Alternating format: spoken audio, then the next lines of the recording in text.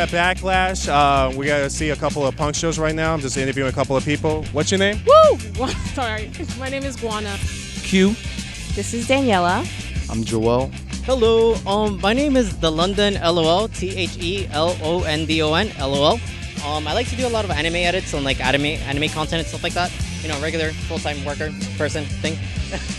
What got you into punk? I guess in middle school, you know, it was just kind of like depression. Growing up, you know, everyone listens to rap and it's like, it's cool, it's a vibe or whatever, but like I just found punk and, you know, I got shamed by my community, the black community, and called like a white girl and an Oreo for like my entire like life. And I'm just like, bro, everything about me is black. I just like different kinds of music. I'm sorry. What got you mostly into like the underground scene here in Miami? It was a show at Loser Lounge. I know it closed down a while ago. After I saw that, I was like, there's like a whole world that like I didn't even know existed. You know what I mean? It was like some shit I thought was like in the internet back in the days, like you would only see on YouTube or some shit. I have been to Loser Lounge. Not one of the first punk shows, but one of the early days of my punk shows was at Loser Lounge, where I met a lot of people of the scene that I am still currently friends with. I'm big on the arts, you know, like, and so when like things that bring together community, bring together the people, bring together art, when those type of things are getting pushed to the side, is honestly really affecting me. Just a mental standpoint, it breaks my heart, honestly. Who are you here to see tonight? I'm here to see, I don't know, what is it? Bandu-Traps? Bandu-Traps. Here with a guy who organized the whole thing. His name is Dude Slayer. So I want to know what got you like into this in the first place. I mean, good question. I mean, the first person that put me on was my boy Jacob the Gold. He started throwing shows a couple years ago, doing mostly rap shows. He sort of showed me the ropes, got me in, taught me the formula pretty much, and I started with rap shows and slowly started incorporating bands and mixed lineups, and that's how we got to where we are now. I haven't really been to many punk shows in my life, right? So I never knew of a punk scene in Miami. How's the punk scene going right here in Miami?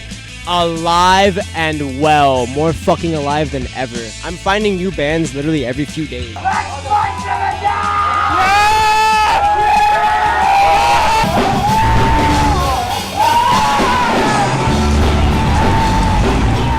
The only like punk place I know of is kind of like Churchill's. I don't know if you ever heard of it. Yeah, and I heard it was shutting down. Last Roses closing down recently. So what's your opinion about like, you know, those other two spots that are closing down? It's really sad because it just takes you back to Loser Lounge that already closed. It takes you back to like the corner warehouse that got closed. Miami does not want to see this kind of shit happening because they don't get to profit off of it. They want to tax and profit off of everything. They don't get to profit off the underground. And that's the thing, is if they can't monetize, if they can't gentrify it, they don't want it. So a lot of these DIY places have been getting shut down over the last few months. I definitely believe that the people of the community, we're no longer, you could tell they don't want us. I don't want to say want us here, but they don't care about our side of it. They don't care to have us continuing like we cannot exist here without the community, you know? So it's like the average person, no. My aunt is a doctor and she is literally struggling as we speak, you know? So it's like, it's from the top to the bottom. They're not really concerned about us. They're concerned with the businesses. And like I'm talking about the multi-million ones that are like, you know, they're concerned about the, I don't want to get like racy, but the white man, they're concerned. Those are the things that they're concerned with. They're not concerned with us gathering. They're not concerned with the average person. They're not concerned with the people who grew up here and have a heart here. So it is concerning. Think about it. 50 years from now, Miami's being under fucking water. And right now it's becoming the most expensive place to live besides LA and New York. So it's just gross because it's a product of gentrification that we've seen across the country over the course of decades. Miami's one of the last few places that are gonna really deal with it, you know? One reason I came out here tonight is because I know a lot of people here are very like familiar with what's happening right now with Roe versus Wade. I wanted to get like punk scene's opinion about it. First impressions, that I was like kind of at a shock, disbelief almost. Kind of felt like we were going back in time instead of like kind of reuniting as a country, you know, as everybody. Obviously, everybody has a right to their own opinions, free will, but when it comes to like taking people's rights away, that's something that I don't vibe with. Like, it's not cool. And it's honestly scary, especially for women. Right now, we're in a really like scary moment right now. I'll be honest, I was pretty numb to it. Like, I was just like, okay, damn. Really surprising, especially with the way things have been going. Like, we understand that the government really just wants people to birth more babies. They want you to keep having babies because they want that working class to, get rich off of. And there's really no middle class. And I feel like a lot of people are complacent because they feel like there is a middle class. And no, there's just the extremely wealthy, and then there's us. And, I feel like humans are resilient people, and we can get by on very little, but this isn't right. Last year was the lowest birth rate we had in a minute, and the highest immigrants rate that we had. So they're like, okay, white babies are dying, brown people and black people and people of color are coming in, and we don't fuck with it. We need more people to make our slaves. So, and this country is built off slave labor, and it actually never stopped. So if you think it stopped, you're fucking wrong. It's not about being pro-life or anti-choice, I might say. It's not about Christianity. It's not about the Bible. It's about money, like everything else is. So that is a fetus. Oh, sweet. I love it. I'm not exactly sure why they came to those conclusions because I'm not very educated on the subject. I'll be honest. I'm just going to be honest. I'm going to be very... No one's going to stop you. There's different situations that go on that I'm not sure that certain people can really understand, and I'm pretty sure it was taken into consideration before they made them, such a firm decision. But I mean, there's situations that happen where, almost an abortion might be best. I think that it should be taken into account. I just feel bad for some of the people that do it. I think at the same time, it is a little bit leveraged in terms of, hey, going at it, everyone can get an abortion. Let's just do an abortion. Let's have sex. Let's have an abortion. Let's go to the club, have sex, and have an abortion. Yeah. I think that is a little bit wrong in terms of more of a conservative side. I mean, there's situations that go on that me and you might not even think of, and I think it's okay for them to proceed with that. But I think that's a little bit extreme. All right.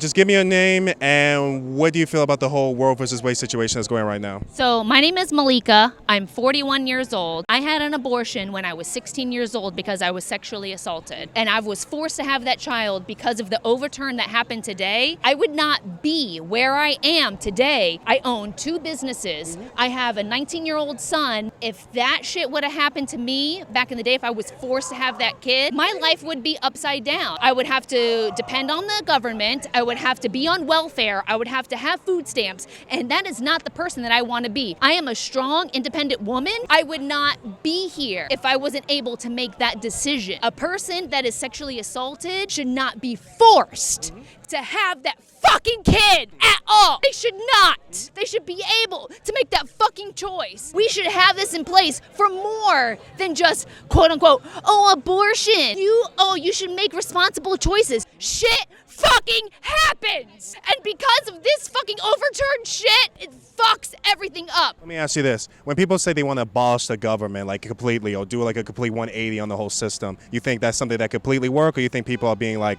fantasy-like? For me, my opinion on it, to be honest with you, it seems like people have become radicalized in a sense at this point because push has already come to shove. It's been generations and generations of hardships. It's been generations and generations of the government constantly fucking everyone over. All these other governments fucking everyone over. Wars for bullshit reasons. You know what I mean? Wars inside the country. We keep depending on the same system to somehow change, but it hasn't. Sure, it has changed small things, but how long has it taken for those small things to happen? And then in the next 4 years, that small little victory can be overturned just like that. 50 years, and now you have Roe versus Wade overturned. It may be a little fantasy-like in some sense, maybe utopian, some people may say. I think at this point, it's like, what else can we do? How else can we really think about the whole situation? I think the most important thing to remember, the power is in the people, and we have a voice. We gotta act up, and we gotta speak up. And the more we do that, the more our voices are heard, the more they're gonna have to listen. We go to these shows to have a good time, but I feel like it's also a way to let out a lot of pent up, maybe anger, frustration about, the whole situation everybody's in. So, we have good things like this to look forward to when you have all this bad shit happening, because it's still a reminder that, we can still have a good time during a shitty time,